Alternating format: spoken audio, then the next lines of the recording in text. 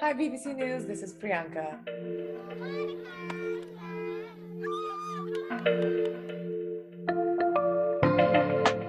It was something I was afraid of, something I wanted to attempt, honestly. And for me, it was very cathartic, healing almost.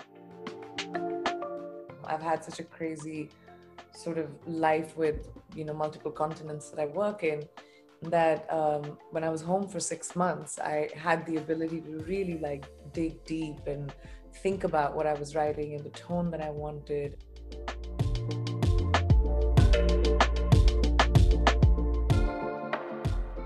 It doesn't feel real. I'm just a girl who goes to work doing my job. It's not an easy job. Being in the public eye, especially as a performing artist, is very hard because it's difficult for people to bifurcate that there's a human being and this is an actor and they're acting, and then there's a person, and you kind of become fodder very often. And having done it for 20 years now, I've kind of made peace with that. But it's not easy to do. I'm just happy to be here still, honestly. So the rest of it always seems like, overwhelming to me.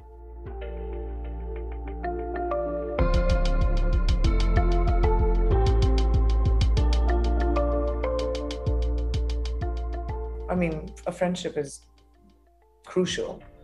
You've got to be able to spend time together and like actually hang out and like it. I think that was the one thing that I really admired about my husband when I first got to know him, was how excited he would get for my achievements or for things that I felt like I did well, or when I had a moment, or he's such an amazing cheerleader and right from the beginning. And I love that our partnership is of equals, and that's something that we started out as, and it's really wonderful to have found someone who thinks like that.